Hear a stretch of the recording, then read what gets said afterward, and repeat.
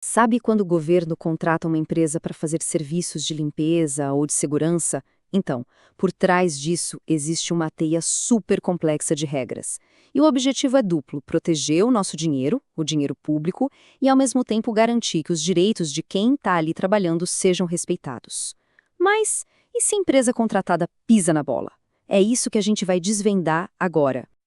Essa pergunta aqui, ela é o motor de todo o sistema de fiscalização na administração pública brasileira.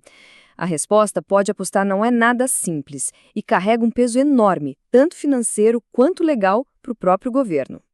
Pois é, o pulo do gato está todo aí. Se o governo não fiscalizar o contrato direitinho com atenção e a empresa deixar de pagar os funcionários, a conta pode sobrar para quem? Para o governo. É justamente esse risco, o risco de ter que pagar duas vezes, que força a existência de um sistema de fiscalização tão rigoroso. Ok, então para a gente entender essa história toda, nosso caminho vai ser este aqui. A gente começa pelo problema central, passa pelo planejamento e pela equipe que bota a mão na massa, entende como funciona o pagamento mês a mês e no final a gente fala sobre os limites, sobre o que não se pode fazer nessa fiscalização. Muita gente pensa que a solução para esses problemas está só na fiscalização do dia a dia. Mas a verdade é que a primeira e talvez a mais importante linha de defesa acontece bem antes, lá no planejamento. É aqui, antes mesmo de qualquer serviço começar, que se constrói a base para uma fiscalização que realmente funciona. Parece até brincadeira, né? Mas não é. A base de toda essa estrutura de responsabilidade é, sim, uma planilha que detalha todos os custos da empresa. E olha, não é uma planilha qualquer. Pensa nela como uma ferramenta de investigação, quase forense, para garantir que o preço oferecido pela empresa é justo e, principalmente, que ele cobre todos os direitos dos trabalhadores. Olha só o nível de detalhe. Cada custo possível é dissecado, item por item. Do salário base até uma reserva de dinheiro para uma eventual demissão, tá tudo ali. O objetivo com isso é muito claro: evitar que uma empresa ganhe uma licitação jogando o preço lá para baixo de forma irreal, porque a gente sabe que essa conta mais cedo ou mais tarde vai estourar no elo mais fraco, o trabalhador. Essa imagem mostra bem o que eu estou falando. Cada linha dessa planilha é um custo que a empresa tem que justificar. É uma arma poderosa para já barrar logo de cara propostas que claramente não fecham a conta e que sobrevivem cortando direitos. Mas claro, de nada adianta ter a ferramenta se ninguém a usar, certo? Então, vamos conhecer quem são as pessoas responsáveis por essa fiscalização. Bom, com o contrato já assinado e rodando, a responsabilidade sai da fase do planejamento e vai para a fiscalização ativa, para o dia a dia.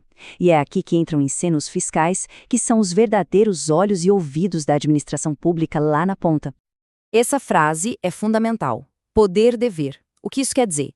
Que a administração pública não apenas pode, mas ela tem a obrigação legal de fiscalizar seus contratos. Deixar de fiscalizar não é uma escolha. É uma falha de serviço que pode levar exatamente àquela responsabilidade subsidiária que a gente viu lá no começo. E o sistema é bem dividido para funcionar melhor. Pensa assim, o fiscal setorial é o olho no campo, ele está ali vendo de perto se o serviço está sendo bem feito. Já o fiscal técnico tem a visão do helicóptero, ele junta as informações de todo mundo e confere a parte mais burocrática legal. É uma dupla que, trabalhando junta, garante que nada passe despercebido. Legal, então a gente já sabe que existem os fiscais, mas como o trabalho deles realmente afeta o bolso da empresa? É isso que a gente vai ver agora. Esse processo mensal é o que faz a fiscalização sair do papel e virar uma ação bem concreta. À primeira vista, esse fluxograma pode parecer um bicho de 7 cabeças, mas a ideia por trás dele é, na verdade, bem simples e muito forte.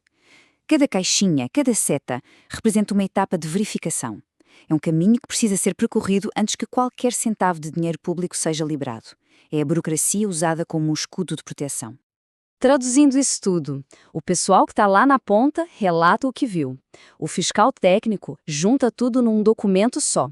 Uma diretoria especializada analisa e aprova. E só então, se estiver tudo nos conformes, o financeiro recebe o sinal verde para pagar. Se der qualquer problema em qualquer uma dessas fases, o pagamento fica retido. Simples assim, o pagamento depende da boa execução do serviço. Ok, a gente passou um tempão falando sobre a importância de fiscalizar, de olhar de perto, de conferir. E agora vem o grande paradoxo. Existe uma linha muito clara que os fiscais são absolutamente proibidos de cruzar. A palavra-chave aqui é ingerência. Basicamente, é interferência. Se um fiscal começa a agir como se fosse o chefe direto dos funcionários terceirizados, dando ordens, controlando o horário, distribuindo tarefas, a justiça pode entender que o verdadeiro empregador ali é o governo. E isso cria um vínculo de emprego direto, o que é um risco jurídico e financeiro gigantesco para o Estado. Essa frase aqui é a regra de ouro. Ela vem direto dos manuais de fiscalização. Qualquer problema, qualquer instrução, qualquer coisa deve ser dita para o representante da empresa, que é chamado de preposto. O fiscal fala com o preposto e o preposto fala com a equipe dele. O fiscal fiscaliza o serviço, ele não gerencia as pessoas. E para ficar ainda mais claro, aqui estão alguns exemplos do que é proibido. O fiscal não pode chegar e dar uma ordem direta para um funcionário, não pode pedir para a empresa contratar um conhecido e nem pode permitir que um funcionário faça uma tarefa que não tem nada a ver com a função dele. Qualquer uma dessas atitudes quebra a barreira entre fiscalizar o contrato e gerenciar a equipe, e isso configura a tal da ingerência. No final das contas, o sistema todo se resume a um grande ato de equilíbrio.